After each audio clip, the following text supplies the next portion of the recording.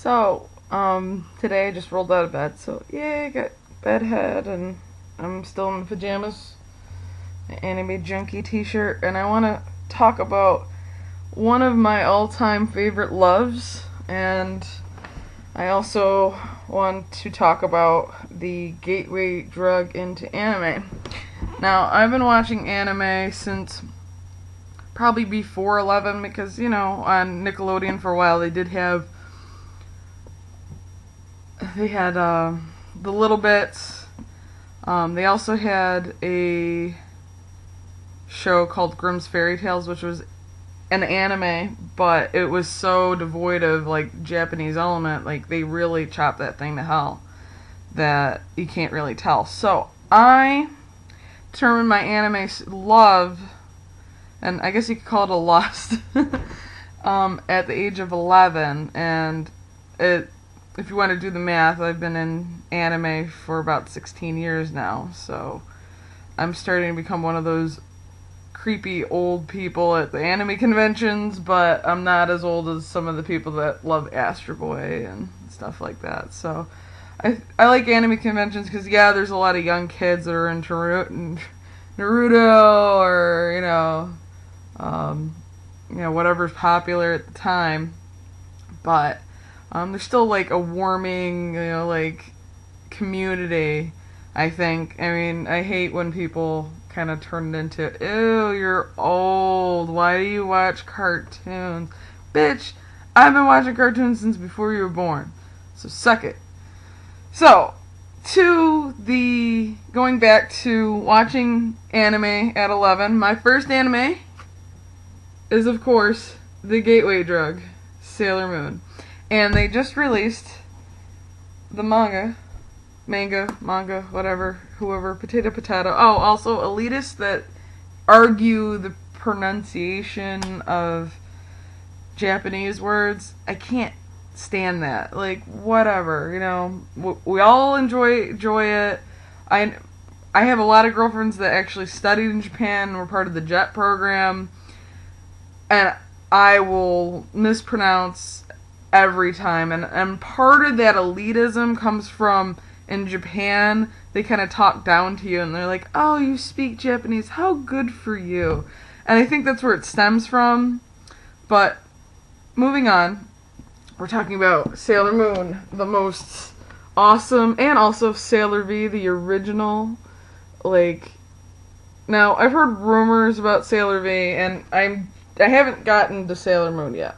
I mean, I own the anime, I have it uncut, but I've never read Sailor V. So, reading this is kind of like she had the idea of Sailor Moon but didn't know where to go with it, and just kind of went from there.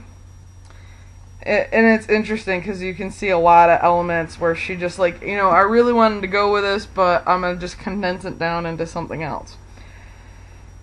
So, there's that. I can't, say enough about how much I love Sailor Moon. So, it's just the shit. It just is. There have been animes after that I love very much, but nothing compares to my love of Sailor Moon. And people will go, oh, it's so bad, it's so... And I kind of want to go over and have a video that kind of describes each, season of Sailor Moon, because no other, internet reviewer has done that. I'm a big fan of that guy with glasses and the nostalgia chick, but it's not their nostalgia, so they don't know how to, cover it at all. I have watched it forwards and backwards and sideways, and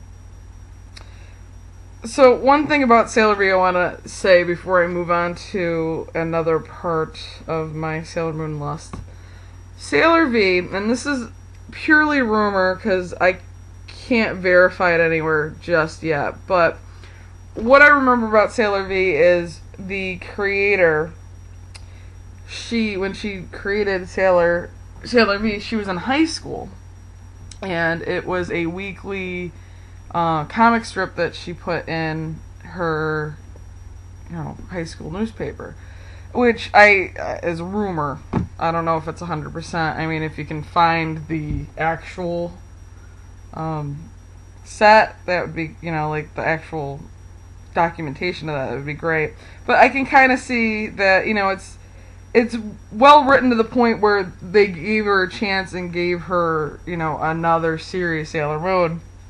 But it's also, there's stuff about it that's kind of juvenile and not like properly written. And wow, I have some serious bedhead this morning. But I had to get out the word about how awesome this is. I don't squee that much because, I'm a woman at my age, but I squeed when I saw this in Barnes & Noble, and I do the happy smelling brand new books dance, which was entertaining to my friends when I found it. So, yeah, I'm psyched. I'm so psyched, and I'm still excited about Otakon. We haven't confirmed the hotels yet, so I'm kind of worried, but until they offer when Otakon's actually going to be this year in 2012, probably going to impossible to get a hotel room anyways. So there's that, and fun shall be had by all.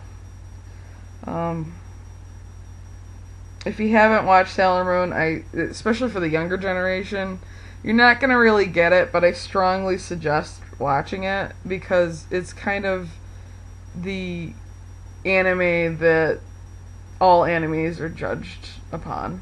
I mean, I'm not saying it's very formulaic, and I kind of want to start doing Sailor Moon reviews, so I'm not going to go into it too much, but everybody makes the argument Japanese versus English. Well, the Japanese, of course, is going to win out because the English was so cut to hell that no one would want to watch it. My brother, when we were growing up, hated Sailor Moon, but like recently, because I'm a fan, I still have the action figures. I don't have as many as my cousin did, but I still have my action figures.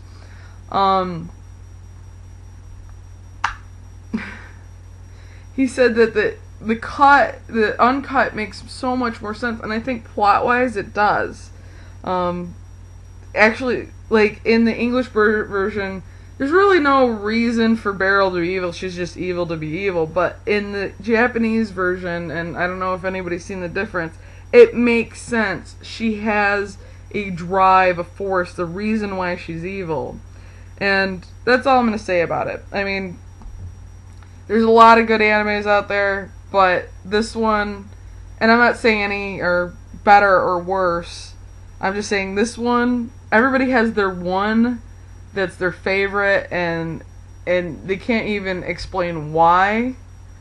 And I'm not gonna like defend it, but for me, Sailor Moon, best anime of all time.